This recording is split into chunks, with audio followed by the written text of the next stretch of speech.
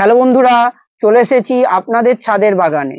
গাছ লাগানোর পর সবার মুখে একই প্রশ্ন যে গাছে কি খাবার দেব।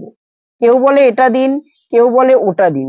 কিন্তু আমাদের এমন একটা খাবার নির্বাচন করতে হবে যাতে গাছ পাবে অল ইন ওয়ান পুষ্টি। একটি খাবারেই সমস্ত পুষ্টির চাহিদা যেন তার মিটে যায়। বলুন তো সেটা কি? সেটা হলো মিক্স ফার্টিলাইজার। হ্যাঁ, ঠিকই ধরেছেন। আজকে আমাদের আলোচনার বিষয় হলো মিক্স ফার্টিলাইজার। আমাদের সঙ্গে থাকুন, ভিডিওটি দেখতে থাকুন।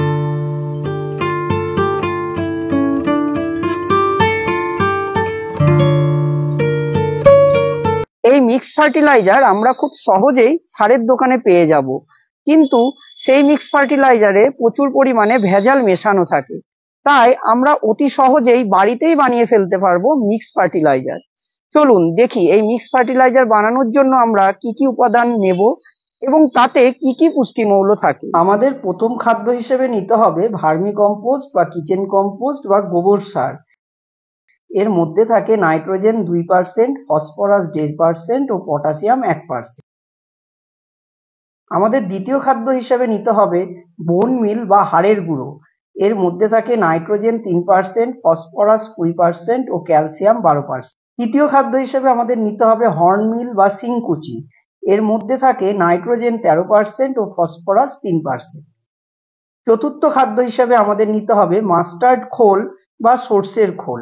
এর মধ্যে থাকে নাইট্রোজেন 6%, ফসফরাস 1.5%, পটাশিয়াম 1.3%, কিছু ক্যালসিয়াম, ম্যাগনেসিয়াম, সালফার ও কিছু অনুখাদক ও অ্যামাইনো অ্যাসিড।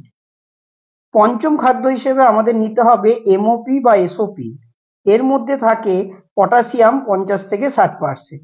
ষষ্ঠ খাদ্য হিসেবে আমাদের নিতে হবে সিঙ্গেল সুপার ফসফেট। এর মধ্যে থাকে ফসফরাস 16%, সালফার 12% এবং ক্যালসিয়াম 21%। সপ্তম খাদ্য হিসেবে আমাদের নিতে হবে জিপসাম। এর মধ্যে থাকে ক্যালসিয়াম 23% ও সালফার 17%। অষ্টম খাদ্য হিসেবে আমাদের নিতে হবে এপসাম সল্ট। এর মধ্যে থাকে ম্যাগনেসিয়াম 10% ও সালফার 13%। নবম খাদ্য হিসেবে আমাদের নিতে হবে সিউইড এক্সট্র্যাক্ট। এর মধ্যে থাকে ভিটামিন ও কিছু অনুখাদ্য। দশম খাদ্য হিসেবে আমাদের নিতে হবে হিউমিক অ্যাসিড। এর মধ্যে থাকে কার্বন ও অ্যামাইনো অ্যাসিড। একাদশ খাদ্য হিসেবে আমাদের নিতে হবে মাইক্রোনিউট্রিয়েন্ট। এর মধ্যে থাকে boron, chlorine, manganese, iron, zinc, copper এবং মলিবডিনাম। এর সঙ্গে আমরা কিছু অতিরিক্ত বোরন মিশিয়ে নেব। আপনারা ভাবছেন এত কিছু জোগাড় করতে হবে, কিনতে হবে? আচ্ছা বলুন তো, আমাদের কি রোজ একই খাবার খেতে ভালো লাগে? সেরকম গাছও বারবার একই সার পছন্দ করে না। 10 কেজি মিক্স ফার্টিলাইজার তৈরির জন্য আমরা নেব 6.5 কেজি ভার্মি কম্পোস্ট, 600 গ্রাম হর্ন মিল, 600 গ্রাম বোন মিল, 600 গ্রাম মাস্টার্ড খোল, 200 গ্রাম জিপসাম, 150 গ্রাম এপসাম সল্ট, 500 গ্রাম সিউইড এক্সট্র্যাক্ট, 350 গ্রাম এসওপি বা এমওপি, 150 গ্রাম সিঙ্গেল সুপার ফসফেট, 150 গ্রাম হিউমিক অ্যাসিড, 150 গ্রাম মাইক্রোনিউট্রিয়েন্ট ও 50 গ্রাম বোরন। প্রথমেই আমরা নিয়ে নিচ্ছি ভার্মি কম্পোস্ট, তারপর নিলাম শিংকুচি, তারপর নিচ্ছি হাড়ের গুঁড়ো, এবার নিলাম সর্ষের খোল, তারপর নেব জিপসাম, এপসাম সল্ট এবং সবশেষে আমরা নেব সিউইড এক্সট্র্যাক্ট। ভালোভাবে এই 7টি উপাদান মিশিয়ে নিতে হবে।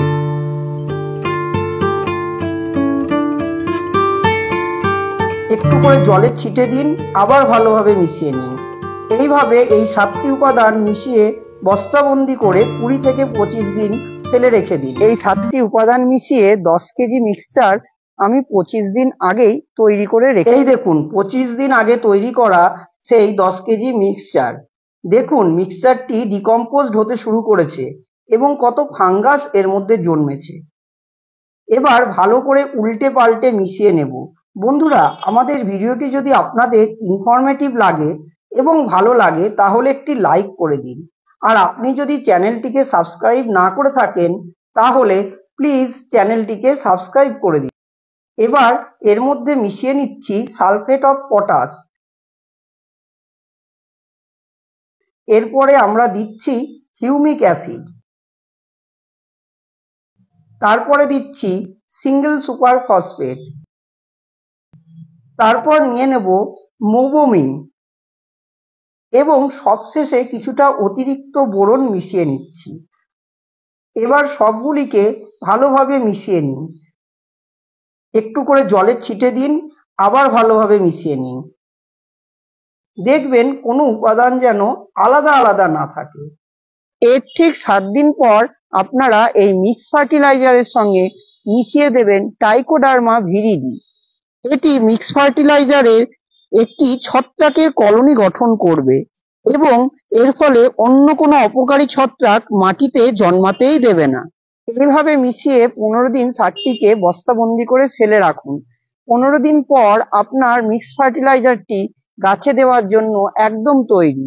এবার প্রশ্ন হলো, মিক্স ফার্টিলাইজার গাছে কতটা প্রয়োগ করবেন? এই দেখুন, এটি একটি নাগপুরের কমলালেবুর গাছ, যেটি একটি 20 লিটার জলের হাফ ড্রামে বসানো আছে, যা কিনা একটি 10 ইঞ্চি টবের সমান। ভালোভাবে চারপাশের মাটি খুঁচিয়ে নিন। এবার এতে দিয়ে দিন 2 মুঠো মিক্স ফার্টিলাইজার, যার ওজন প্রায় 200 গ্রাম। সার প্রয়োগ করার পর জল দিয়ে গাছের গোড়াটিকে ভালোভাবে ভিজিয়ে দিন। আমার এই ছাদ বাগান এতটা সবুজ ও সতেজ থাকার সিক্রেট হলো মিক্স ফার্টিলাইজার, আর সেটি কিভাবে বানাবেন আজ আমি আপনাদের খুব সহজ উপায়ে দেখিয়ে দিলাম। আজ এই পর্যন্তই। ছাদ বাগান সম্পর্কিত এরকম আরো ইনফরমেটিভ টিপস পেতে আমাদের ভিডিও দেখতে থাকুন। ভালো লাগলে লাইক, কমেন্ট, শেয়ার করুন এবং অতি অবশ্যই সাবস্ক্রাইব করুন। গুড বাই বন্ধুরা।